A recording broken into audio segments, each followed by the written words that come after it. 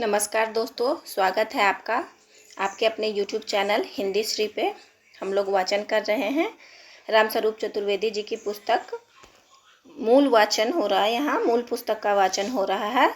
आप लोगों को दोस्तों पता ही होगा कि मूल पुस्तक का वाचन करना कितना ज़रूरी है। मैं आप लोगों के साथ एक बात और बताना चाहती हूँ कि अगर आप लोग इसके साथ साथ हिंदी साहित्य का भी पुस्तक का वाचन सुनना चाहेंगे तो कृपया मुझे अवगत कराएं अपने कमेंट के माध्यम से। तो मैं उसका भी वाचन दिन में थोड़े थोड़े रूप में दोनों पुस्तकों का वाचन आरंभ कर दूंगी, जो कि एग्ज़ाम तक लगभग ख़त्म हो जाएगा, दिसंबर एग्ज़ाम तक। तो चलिए, याद होगा आप लोगों को कि आमुख हमने पढ़ लिया है। आमुख के बाद विषय सूची दी हुई है। विषय सूची के बाद नंबर से दिया हुआ है 1 नंबर। तो स्टार्ट करते हैं। और इतिहास के प्रस्तुत अध्ययन क्रम में आचार्य रामचंद्र शुक्ल के काल विभाजन को सामान्य आधार मानकर चला गया है। चतुर्वेदी जी बता रहे हैं कि इतिहास का जब हम लोग अध्ययन स्टार्ट करते हैं या कोई भी स्टार्ट करता है तो शुक्ल जी ने जो काल विभाजन प्रस्तुत किया था वही सामान्य आधार मानकर चला गया था। लेकिन चतुर्वेदी जी इनके मत से सहमत नहीं थे और उन्होंने यह लिखा है कि जिसका कुछ संशोधन के साथ ईस्वी सन में रूपांतरण इस प्रकार होगा: आदिकाल वीरगाथा काल 1000 से 1350, पूर्व मध्यकाल भक्तिकाल 1350 से 1650, उत्तर मध्यकाल रीतिकाल 1650 से 1850, आधुनिक काल गद्यकाल 1850 से अब तक। अब आगे कह रहे हैं कालों की घटती अवधि, यानी कि आदिकाल से पूर्व मध्यकाल के बीच में 350 वर्ष का अंतर है। वही वो बता रहे हैं कि किस अनुपात में अवधि घटी है। कालों की घटती अवधि 350 अनुपात 300 अनुपात 200 वर्ष। आचार्य शुक्ल के विक्रमी विभाजन में 324 अनुपात 324 अनुपात 200 अनुपात 85 वर्ष साहित्यिक गति की उत्तरोत्तर क्षिप्रता का साक्ष्य प्रस्तुत करती है, जिसका एक मुख्य कारण संचार साधनों की तीव्रता और मानवीय संपर्क में की बढ़त है। आधुनिक काल के अब तक प्राय 150 वर्ष में कई रचना युग बीत चुके हैं, जिन्हें प्रस्तुत अध्ययन में भारतेंदु युग, द्विवेदी युग, छायावाद युग, प्रगति प्रयोग युग, नई कविता, नवलेखन युग नाम दिए गए हैं। कालों की घटती अवधि एक ओर है तो दूसरी ओर विवेचन का उसी क्रम में बढ़ता विस्तार। यहाँ पे देखिए, यहाँ पे इन्होंने कालों की घटती अवधि बताया है ना, कि कालों की घटती अवधि है, उसी प्रकार उन्होंने बताया है। उसी प्रकार वही बता रहे हैं कि जिस प्रकार कालों की घटती अवधि एक तरफ थी तो दूसरी तरफ क्या था, दूसरी ओर विवेचन का उसी क्रम में बढ़ता ये विस्तार। आगे देखिएगा, आगे मैं दिखाऊं, आगे ये देखिए, यहाँ पे आपका विस्तार जो है वो बढ़ रहा है। अपभ्रंश काल 20 पृष्ठ पे है, भक्ति काल 150 पृष्ठ पे है, रीतिकाल भी 150 पृष्ठ पे है। तो यही वो चतुर्वेदी जी बता रहे हैं कि कालों की घटती अवधि एक ओर थी तो दूसरी तरफ क्या था, विवेचन का उसी क्रम में बढ़ता विस्तार था।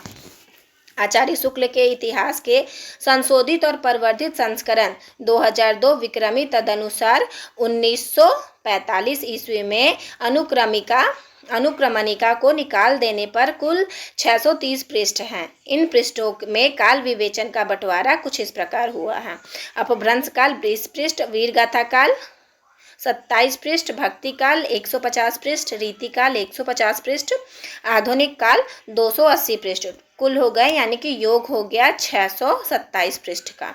आरंभ के 3 पृष्ठों में काल विभाग तथा आदि काल का सामान्य परिचय है।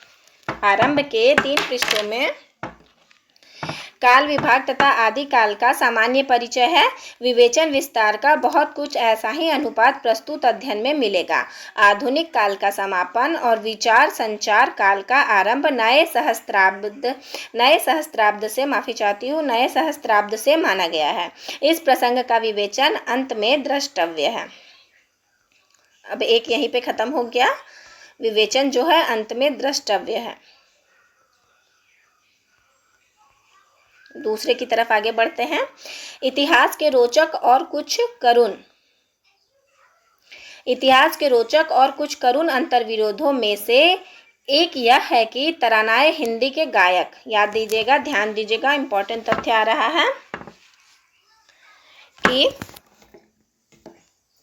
तरानाए हिंदी के गायक, अपने को हिंदी कहने वाले और अपने वतन को हिंदुस्तान मानने वाले प्रसिद्ध शायर और मनीषी डॉक्टर इकबाल।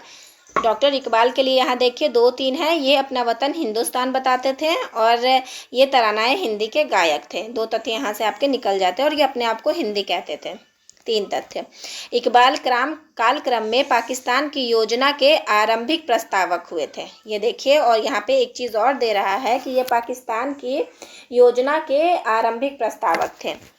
पर यह अंतर विरोधों का मूल गुण आचार्य रामचंद्र शुक्ल के प्रयोग में विरुद्धों का सामंजस्य है।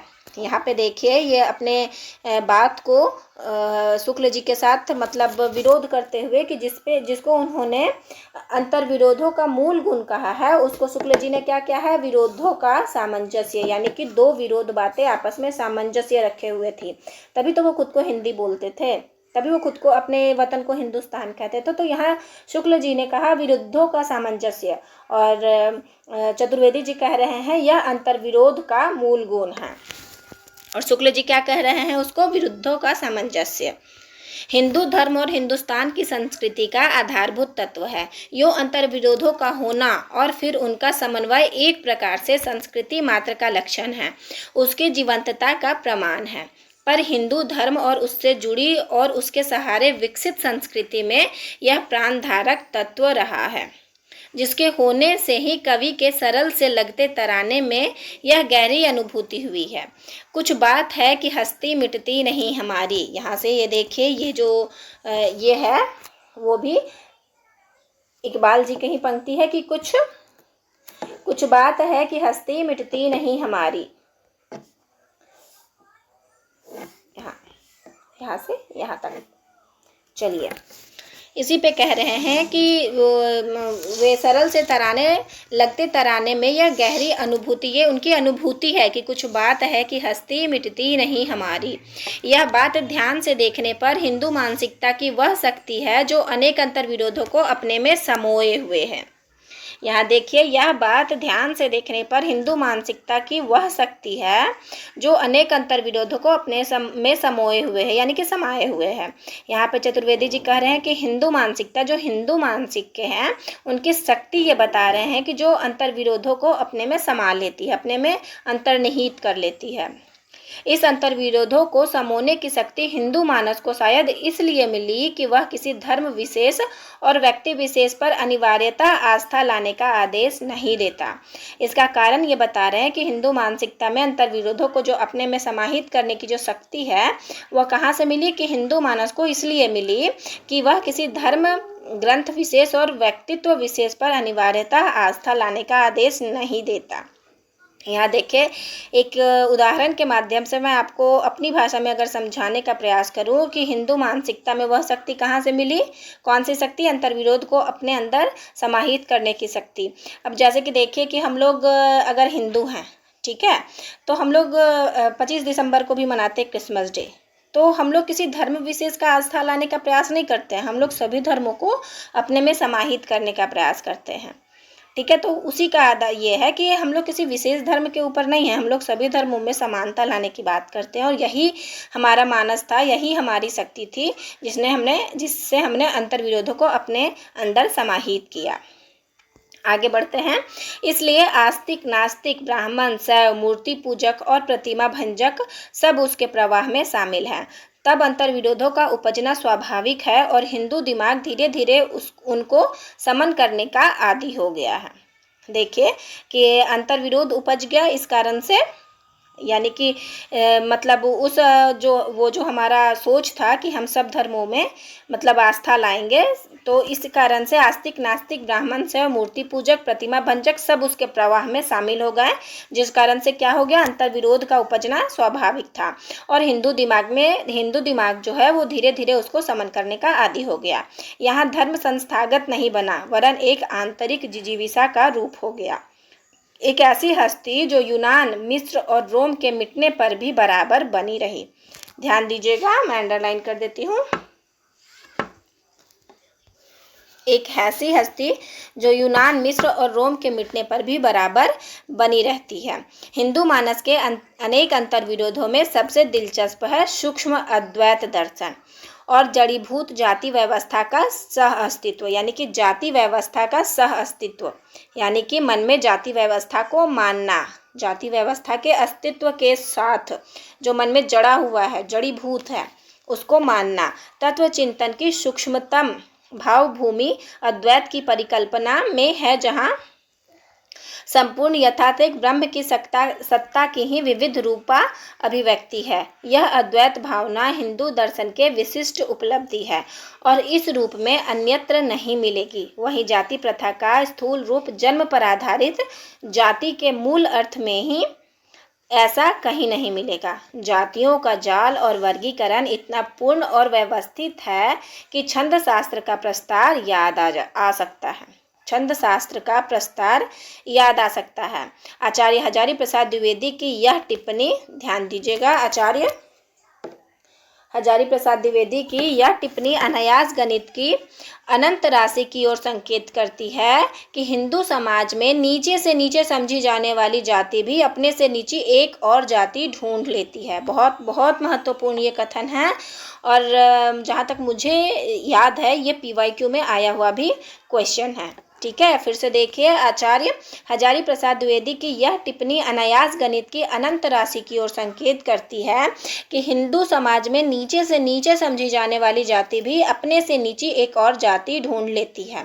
यानी कि अगर समझिए, सबसे मतलब हम लोग अगर ब्राह्मण है तो वो अपने नीचे की जाति राजपूत ढूंढेगा, वो राजपूत है वो उसके अपने नीचे की जाति ढूंढेगा, वो भी अपने नीचे की जाति ढूंढेगा। यहाँ तक कि शूद्रों में भी होड़ लगा रहता है कि हम शूद्रों के लिए भी हमसे भी नीचे कोई जाति है।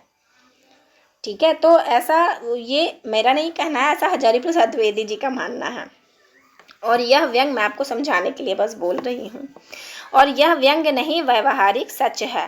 तो एकत्व पर परम रूप अद्वैत में और वैविध्य की बाहर जाति प्रथा में ये दोनों छोर हिंदू व्यवस्था में बड़े इत्मीनान के साथ समाये हुए हैं। इसी तरह दैव विधान और कर्म का महत्व यहाँ के दर्शन में एक साथ अटे हैं।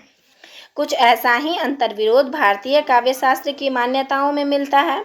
देखिए, वो जो छोटी समझे जाने वाली, तो यही अंतर्विरोध जो है भारतीय काव्य शास्त्र की मान्यताओं में मिलता है। एक और रस सिद्धांत का सूक्ष्म चिंतन है।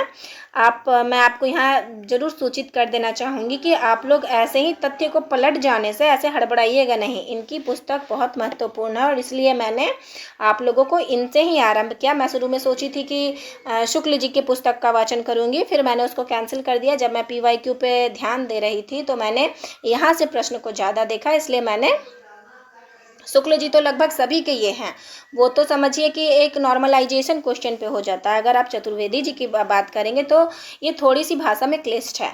ठीक है, ये थोड़ी सी भाषा में क्लिष्ट और समझ में नहीं आती है, इसलिए मैंने सोचा कि मैं वाचन इसका प्रस्तुत कर दूं।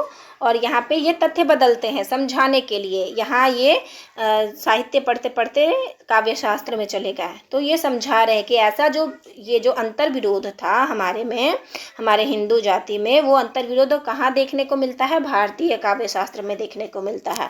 और वो अंतर्विरोध कैसे है वो आगे हम लोग देखते हैं। एक और रस सिद्धांत का सूक्ष्म चिंतन है जो अपनी ऊंचाइयों में दर्शन की कोटि तक पहुंचता है, और दूसरी ओर अलंकारों और ध्वनियों का स्थूल तौर पर विभाजन और वर्गीकरण है। देखिए, पहला क्या है? रस सिद्धांत का सूक्ष्म चिंतन है, और दूसरी ओर क्या है? अलंकारों और ध्वनियों का स्थूल तौर पर विभाजन और वर्गीकरण है, जो बाबू गुलाब राय को ठीक ही हिंदू जाति प्रथा का स्मरण दिलाता है। और मतलब जो प्रकट किए हैं वो चतुर्वेदी जी नहीं किए हैं, उस तथ्य को किसने किया है? बाबू गुलाब राय ने ये तथ्य दिया है कि जो अंतर्विरोध हमारे आदिकाल में मिलता है, हमारे ये में मिलता है, मतलब आदिकाल से भक्ति काल में, भक्ति काल से रीति काल में जो हमारे अंतर्विरोध मिलता है वो यहीं से आरंभ नहीं हुआ है, वो उसके पहले भारतीय काव्य शास्त्र से ही आरंभ हुआ है, जो बाबू गुलाब राय को ठीक ही हिंदू जाति प्रथा का स्मरण दिलाता है।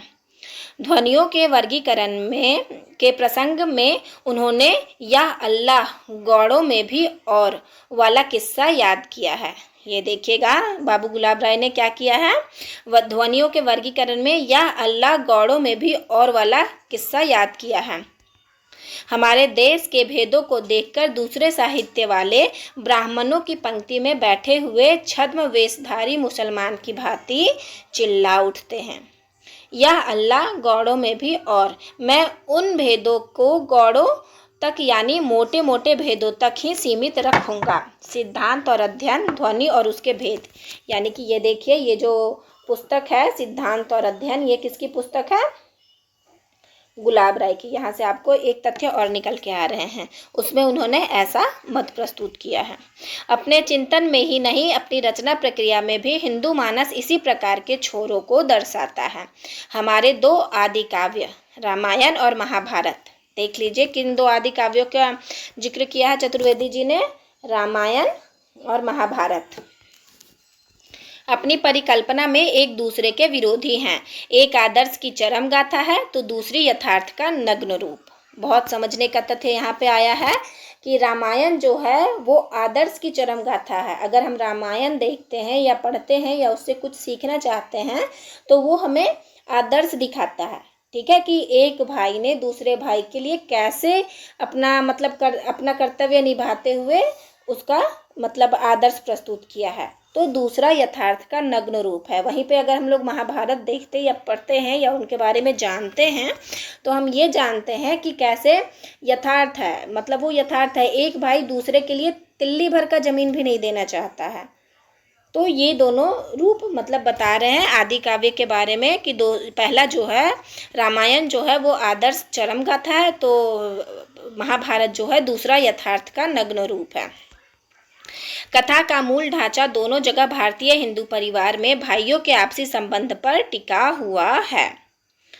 देखिए, दोनों भाइयों के आपसी संबंध पर टिका हुआ है, पर इन संबंधों की दिशा अलग है।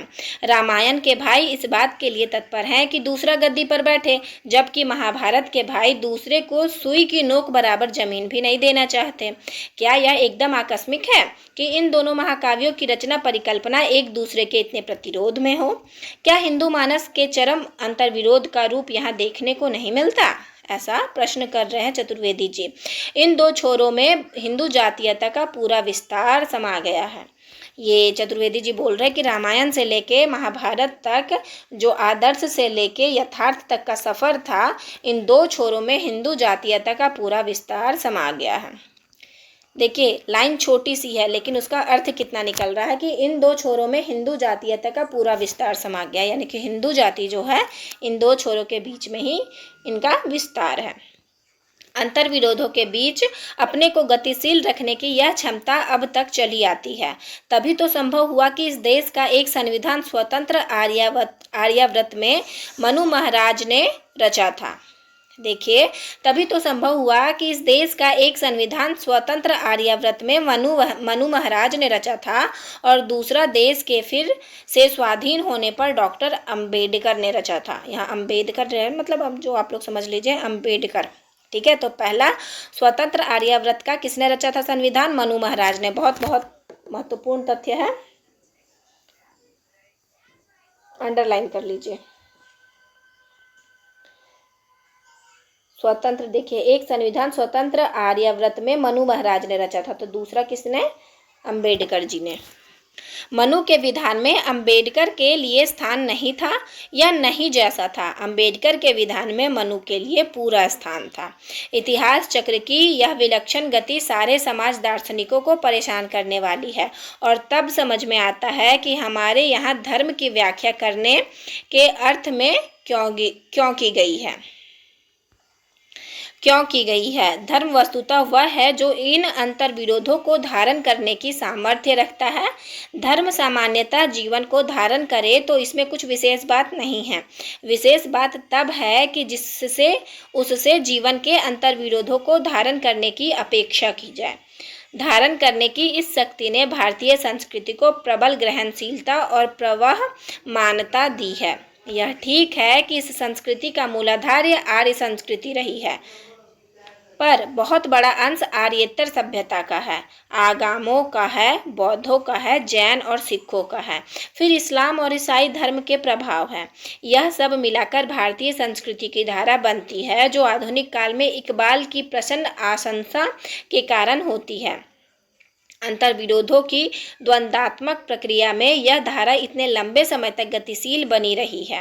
हिंदू देवमाला में इसलिए विविध कालों में ऐसा देवता अधिक लोकप्रिय हुए हैं जिनमें अंतर्विरोधों को धारण करने की क्षमता थी। इंद्र में योद्धा और संगीत प्रेमी, शिव में सबसे बड़े योगी और वैसे ही भोगी, ज्ञानी और भोलानाथ, कृष्ण में प्रेमी, कूटनीतिज्ञ और दार्शनिक के परस्पर विरोधी पक्ष ऐसे घुलमिल गए हैं कि सहसा उनके विरोधत्व का आभास ही नहीं होता। इन विरोधों और उनकी समरसता के बीच से इस देश के दार्शनिकों और मनीषियों ने जीवन की एक समग्र, समृद्ध और संपूर्ण प्रस्तावना प्रस्तुत करनी चाहिए। यही हिंदू धर्म का मूल चरित्र है। अब दोस्तों यहीं पर मैं आप लोगों से इजाज़त लेना चाहूँगी। यही हिंदू धर्म की मूल चरित्र है। अब आगे का क्लास मैं अगली कक्षा में करवाऊँगी। आप सबों का सुनने के लिए बहुत बहुत धन्यवाद। एक रिक्वेस्ट मैं ज़रूर करूँगी कि चैनल को सब्सक्राइब कर लीजिए ताकि आगे की मूल रचना को आप लोग सुन सकें, और लाइक और कमेंट अवश्य करें। धन्यवाद।